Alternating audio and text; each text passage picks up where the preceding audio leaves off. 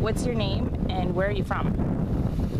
My name is Daniel DeMambro, and I'm not really from anywhere. So I've been on my own since I was 5. Wow. How long have you been full-timing, like full-time RVing? Most of my life, adult life. Gotcha. Who do you full-time with? My wife and my daughter. And your little doggy. Yeah, and my husky. What kind of rig do you have? This rig we've had for about 10 years. It's a 1998 Fleetwood Wilderness travel trailer, 2 bedrooms. We have an 87 Chevy 4x4 that tows it. Mm-hmm. Does it do a good job of towing? For the most part, yeah. What made you want to be a full-time RVer, especially with your family? Truthfully, it's the only life I've ever known. Growing up as an orphan, you weren't really given a lot of opportunities, a lot of educational opportunities and whatnot. Statistically, a lot of kids, growing up as I did, are supposed to be alcoholics, drug addicts, criminals. I learned that there's an entire new, different way of life out here that people don't know. 1,500 million different jobs that you can do, and you can make a life, and you have a lot more freedom. You meet a lot of really awesome people. You see a lot of really awesome country. It's a great adventure. It's no different than regular life, except you just have a lot less, a lot less responsibilities. It becomes addicting. It really does. As a younger man, I used to just basically have cab over campers, conversion vans, things like that. As I got married and had a kid, I had to upgrade. So, because family 3 doesn't fit too well in a cab over, so. And Katrina, after Katrina, the job that I was doing down there, pretty much everything was lost. And so we were blessed with this opportunity, and it's just been a really great home. It's been a good life.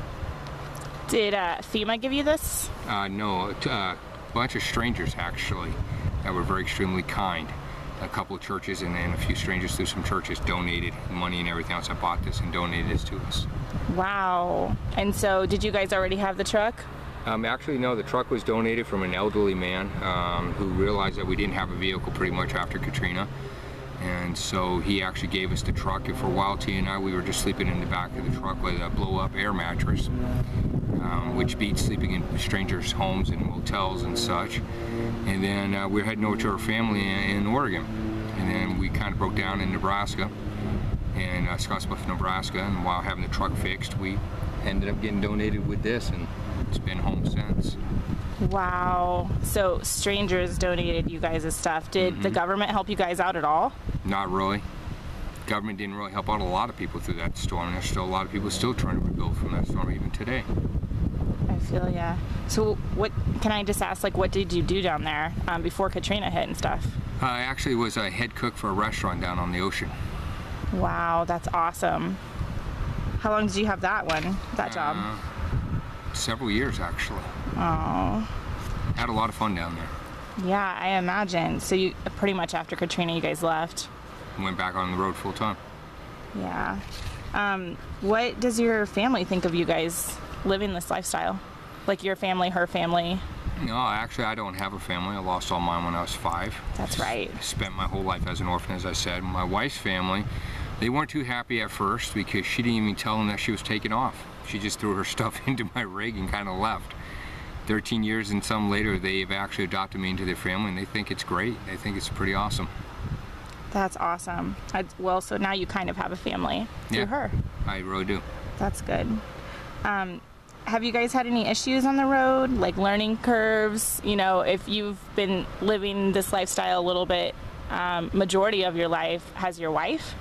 No, it's been a massive learning curve for her because she grew up in a normal life, 9 to 5, secular life. Went to a normal high school, put herself to cosmetology school, worked as a hairstylist for several years before meeting me. So a lot of it for her was just a lot of relearning, a lot of adapting and changing, and a lot of mentality, because for her it was always rent, bills, and responsibilities, and all of a sudden she realizes that there is no real rent. There's pretty much almost no real bills and whatnot, and just a lot of things. Learning curves, there's always things to learn out here. I mean, best ways to pack an RV, what you don't really need, what you can't really use, what's excessive. You're always more or less doing spring cleaning in RVs. I mean, seriously, you will be really amazed on how much stuff you will collect in your travels, and then one day you'll be like, when was the last time we used this? Or how come we still have this? I didn't even forgot this was even here. So you find yourself donating a lot of stuff onto other people or to Goodwills and wondering where you got it from and why you still have it. And you know, and then it's always learning how to fix things for yourself. Anything that's listed as RV is expensive, and anybody that owns one will tell you that. I mean, you go online, you can buy a lot of RV stuff really cheap. But yeah, if you go to RV dealerships and supply places, it's through the roof. I mean, anything that has RV listed. So, you know, you're always forever learning how to fix things for yourself. And you're always learning things like keeping 2 sets of different clothes. You got warm clothes and then you've got cooler clothes, because you never know which area and climate you're ever going to be in. Always trying to keep backup supplies and everything else, because you just never know where you're going to be camping next or where you're going to find your next job. So it's always different ways of learning how to survive and how to adjust and how to adapt to situations and what best to keep and what not to keep. Do you feel like your daughter is adapting well to this lifestyle? Has she mostly known this lifestyle? Donatella's known this lifestyle all her life, and at first it was pretty easy traveling with her. And recently, the last couple of years, we've learned we've had to make a lot more stops. We've learned we've had to find a lot more jobs sooner and longer, not being on the move so fast and so long. She hates sitting in the truck for long periods of time. Can't blame her. So, how old is she? She's 7. My kids hate sitting in the truck too. But she loves it. I mean, she loves the adventures. If you tell her today, hey, we're packing up, we're on the road, we're doing another adventure tomorrow, she's all excited. Where are we going next? Where are we going to stay? Can we go to the ocean? Can we go to the mountains? I mean, she's always excited seeing who she's going to meet next, where she's going to go, what kids she's going to play with next. She's got kid friends all over the United States. And you guys homeschool, I assume. Gotcha. Yeah, she's on a K-12 homeschooling. She's been on that all her life. It's really awesome. 7 years old, she's already in 3rd grade and doing 3rd grade level and 4th grade comprehension and reading. For sure. Do you feel like she's a bit more educated on stuff outside than the typical kid her age? Like how to do stuff? She's a lot more educated as for campfires, outdoor living, camping, fishing, stuff like that. But also, instead of just seeing the stories, for instance, in history books, she's been to a lot of different history places, historical places in this country, and has seen it firsthand. St. Louis Arch, Gettysburg, you name it, you know, Boston, and just a lot of places she's gotten to see history firsthand. She's actually had her feet and her hands right there. And so she's got to experience just outside of the pages of the book, and so she's learned a lot more than most kids. That's awesome. Are you guys usually at campgrounds, or are you boondocking? Half and half. We spend a lot of time in campgrounds when we're working. We did various different work camp jobs and stuff like that, and then in between we find ourselves a lot of boondocking in different places. And like for instance, Beatty, Nevada, we have hot springs. We like to go out there, but you got to be pretty much self-contained. You know, down in Silver City, New Mexico, there's hot springs out there. Well, you know, like I was explaining, you know, there's, you know, everybody has favorite spots that they like to go boondocking and whatnot. For us, we like to find places that have natural hot springs. In the Gila National Forest of New Mexico, Silver City area, they have a lot of different natural hot springs down there. Beatty, Nevada, there's places in northern Arizona, just outside of Page, Arizona, you know, Montana, even Oregon, there's a place called Bagby Hot Springs. And you go up in these places and you're literally on your own, self-contained, independent, and it's really awesome because it's just you in nature, and you get to relax and be away from people and population. It's just really awesome, it really is. You know, but you also get to see things in this lifestyle that most people don't. I mean, things like, for instance, when I was down in the Gulf Coast, you know, you've seen these heat storms with lightning that would hit the water, and you know, the lightning would then cause all these tendrils of veins of electricity that would kind of dance in the water like electrical snakes and everything. It's pretty cool.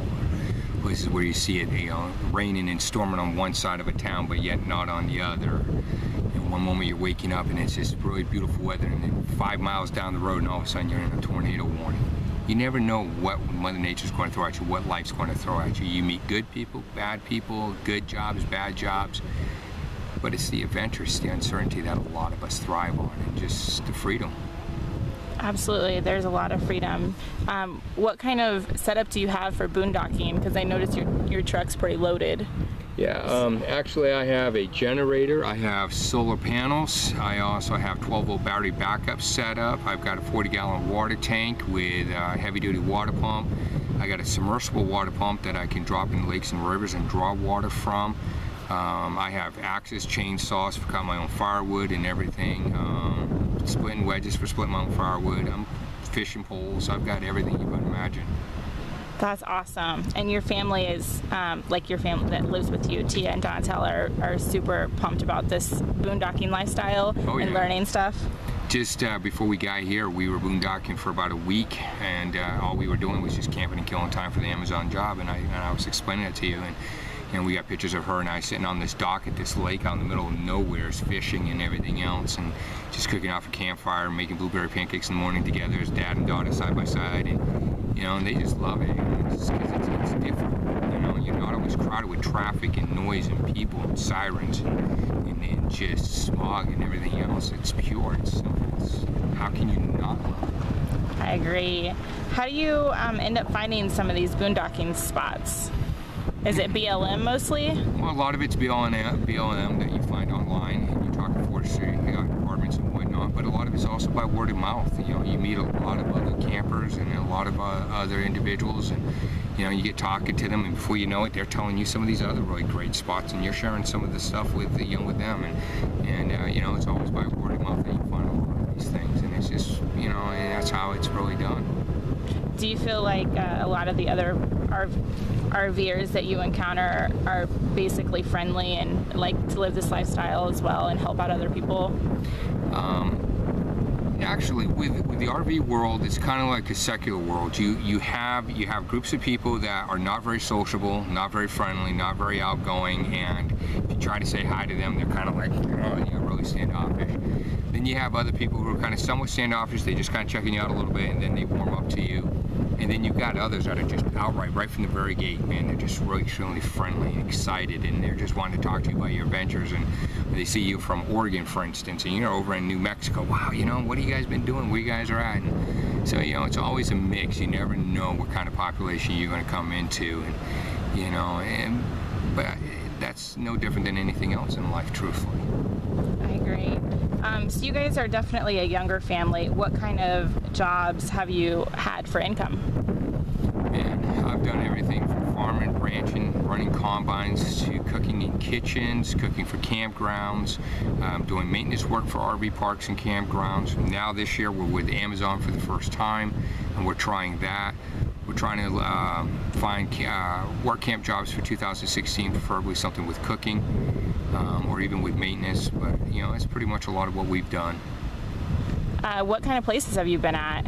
Have you just been everywhere so far? Pretty much everywhere, all the way from the peninsulas of Washington, clear down to the Gulf Coast of Texas and Galveston to New Orleans, and then Baton Rouge and down that way, all the way to the Florida Keys, clear up over to New England States, the Great Lakes, everywhere else in between. Do you have any favorite spots you like to go to?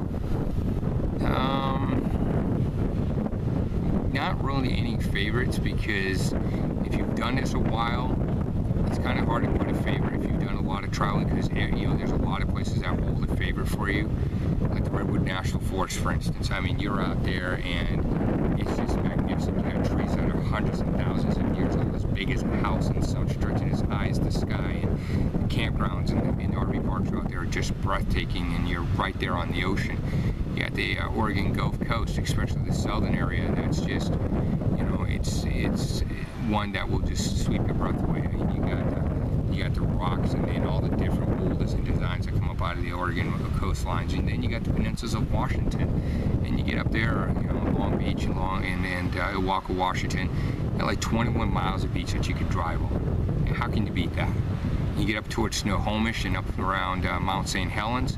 hundreds of miles of nothing but trails and roads and campgrounds, every direction that you can about go.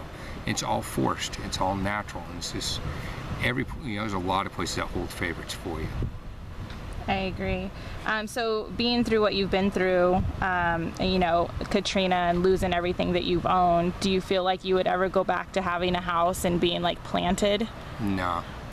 I don't think I would ever, because you know what, when I was working down in the Gulf Coast, that was the first time I ever tried to do anything that would have been considered a solid roots. I was trying to rent a place, I was trying to do the 9 to 5 secular world, and that right there was a recurve and a retraining for me, because I've spent all of my life pretty much on the road and growing up without a family, without stability, and so that was the first time ever trying it. And let me tell you, it was more exhausting.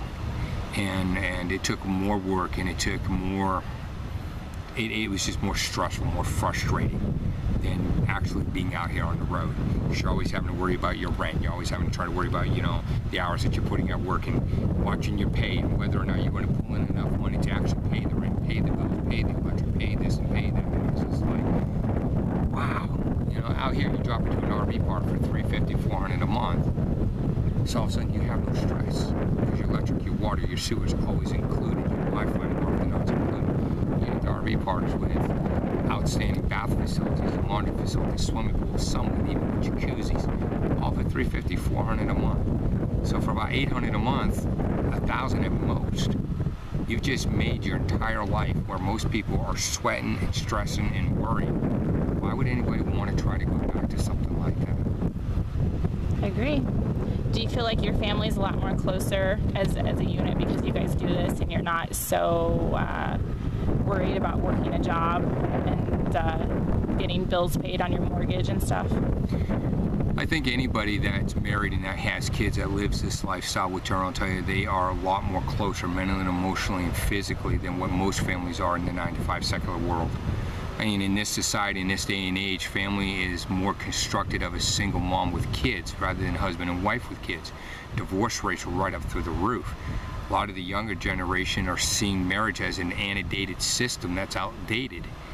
And that's sad, and even if you try marriage and you have kids, because both adults are generally trying to chase careers, bills, responsibilities, they end up falling apart, and then the kids get hurt in the process. And out here, you spend so much time together, and you're having so much fun, and you're always camping and barbecuing and fishing and looking for the next adventure, and you're spending more time with less bills and less stress. So with less bills and less stress, there's less fighting, there's less anxiety, there's less frustration, there's just less problems, and you talk better with each other, you communicate better, there's more teamwork, more, just your friendship's stronger. And yeah, you definitely are a lot closer and a lot stronger than most families. Do you have any advice for those planning to do this with children? Because living in an RV is such a small space. Any RV, no matter what, is going to be so much smaller than an actual house. Right. Do you have any advice for couples, especially with children, on how you guys get through your arguments, especially if you don't want to do it in front of children? Because, I love my husband. There are definitely times where he drives me crazy. Any advice on living in a small space with your wife? The best advice, learn about yourselves. Learn when it's time to go take 5. Seriously, go take a walk. If you need to, go take a couple laps around the RV park. If there's a lake or a pond, go take a couple laps around the lake and pond. If there's a swimming pool, go and swim for 15-20 minutes. Give each other space. Just learn to give each other space. Learn to learn the signs. When you start seeing stress, anxiety building up, and you start seeing your words and your vocabulary getting to a point, and your attitudes of disrespect, and it's starting to get volatile, say, man, it's time to take 5. One of you take a walk. Just go take a walk, and then come back, cool, calm, then communicate. Say, what's the problem? How can we make this work? What's the issue? Because while each one of you are stressed and worked up and just all a mess emotionally, you're not going to listen to each other. You're just going to bang. But if one of you goes and takes a 5, 10, 15-minute walk or swim, whatever, and you come back, you both are now de-escalated. You're more open and you're more receptive to hear what each other has to say. Be good listeners to each other. Be less the person that wants to always talk. You know, well, if you were my wife, okay, you got the floor. Tell me you're in. That's what she has to say. And then she has to have the same respect for her to shut her mouth and say, okay, what you're in, what's your perspective, and then compromise. But more importantly, start off as best friends. Because if you're not already friends before doing this, then you're never going to be friends while doing this. It's just the truth. It's an RV. If you don't have love and friendship before you came into it, you're not going to have love and friendship afterwards. Good advice. Do you have any other advice for just the RVing lifestyle, or any advice in general that you want to tell people?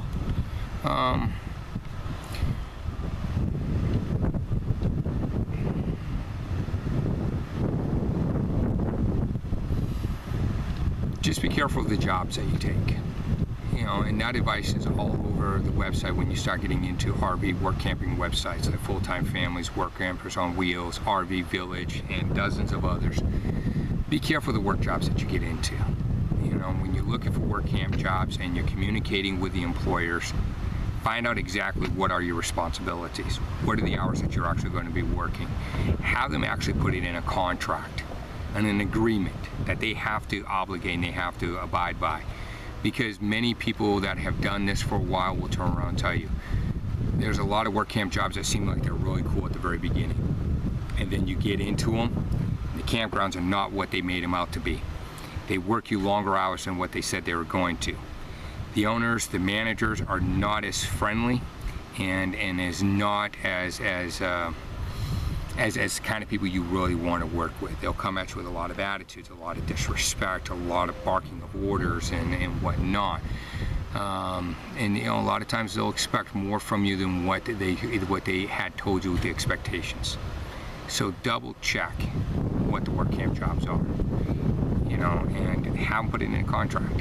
You are to work 20 hours for your site. Anything above that's $8 an hour. Okay, if that's agreed, put it in a contract. You know, the rest of it, you're going to work Monday through Thursday. The rest of the time is yours. Put it in a contract.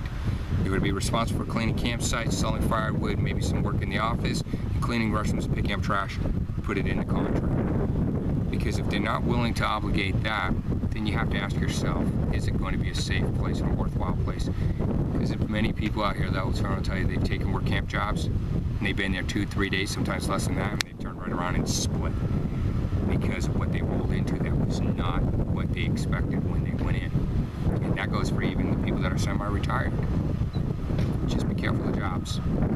Find the back roads, because they're the best. Stay off the interstates, find the back roads.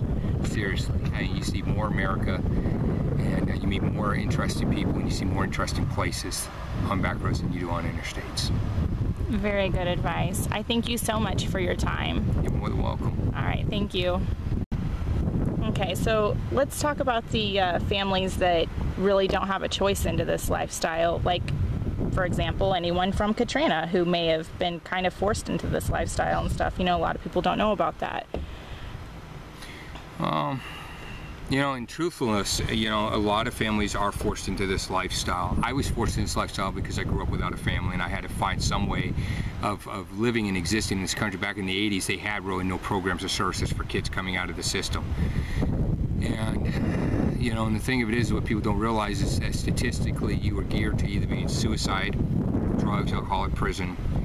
You know, and when you find yourself in a lifestyle that actually affords you a life, you know, it's better than no life. But there's a lot of families, thousands now in this day and age, that you know, are coming from, you know, years of hard work in the secular 9-to-5 life and sacrifices in college education and degrees and otherwise, that are now finding themselves in this situation because of the economy and because of the downturn of so many jobs and the closing of so many jobs, and with a lot of the job market now gone to part-time when they do hire. And when you have a husband and a wife and 2 or 3 kids, 4 kids that you're having to take care of, sorry, part-time work just doesn't cut it. And what a lot of people in this country don't realize is that there is not really almost no services in this country if you are what they call an intact family with kids. That's a husband and wife with kids or dependents. And you know, your homeless shelters, they are very few and far between that will actually take a family. That's husband and wife and kids. And even those that consider themselves to be family shelters are always just geared towards women with kids, not actual husband and wife with kids. And they'll tell you that when you show up, well, he's got to go and stay in another shelter on another end of the building. And God forbid if your kid is 12 years or older, because a lot of the shelters won't even allow your kids in the shelters at that point in time because of rules and regulations and safety of the kids and whatnot at that age. So then it's like if you got a son or daughter that's 12 or 14 years old, you can stay, but they can't. What are you supposed to do with the kids?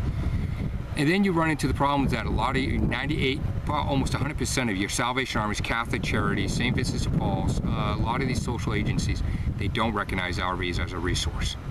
They don't recognize RVs as a home. They will not pay RV sites. They will actually spend the money to put you in a Super 8 or in a motel for 1, 2, or 3 nights, give you some gas, a box of canned food, some dry goods, and kick you down the road. And that's the truth. But when you don't have an address, and you don't have anywhere that you can legally put your RV for a few weeks and something to go and get a job, and it'll be able to have a safe place for your wife and kids, how do you then try to get a job? How do you get yourself out of that situation? You can't. It's, you know, unless a kindness of a stranger or somebody comes up and offers some assistance, you're stuck. And unless somebody starts telling you about work camp jobs and starts trying to help you down that path to learn about a lot of these work camping jobs, you know, you're pretty much, again, stuck. But even then, you'll find that a lot of work camp jobs, they're a hit and miss because a lot of them don't want kids. A lot of them don't want families with kids. So even though you're willing to work and you have half the resource, well, what good does it do if you can't get it into an RV park for $350 a month? Or you can't get a work camp job because you have kids, and it's like it's a crime for having kids, and it's a crime for being married in this country. It's a crime to be married and having kids and needing a little bit of help in these tough times. You know, you pretty much forget it. You know, they would rather have CPS come in and sweep your kids away because technically you are homeless even though you have an RV. And then you got to fight the system. You got to start learning the rules and regulations of CPS to prevent them from coming and taking your kids. You find yourself sleeping in rest areas, truck stops, Walmart parking places, anywhere that you can. But anybody that's been there, they will turn around and tell you from personal experience, if law enforcement shows up and knocks on your rig and you have kids and you're illegally parked and camped, it's considered vagrancy and trespassing. That officer has the right by law to immediately tow your vehicle, take your kids under CPS, arrest you, give you a fine. There's various different things that that cop can do. It's up to the discretion of that officer. And that's the scary thing about being out here as a family with kids living in an RV in these tough economical times when families are not being recognized. There's pretty much no resources and you're just trying to survive. Have you ever been in some tough situations of just trying to survive? Yeah, actually last year my wife and I actually had CPS called on us because we were raising Donatella in an RV and homeschooling her. And you know, and that's how I know from personal experience. And we fought for almost 4 weeks, 5 weeks to keep CPS from actually coming into our home.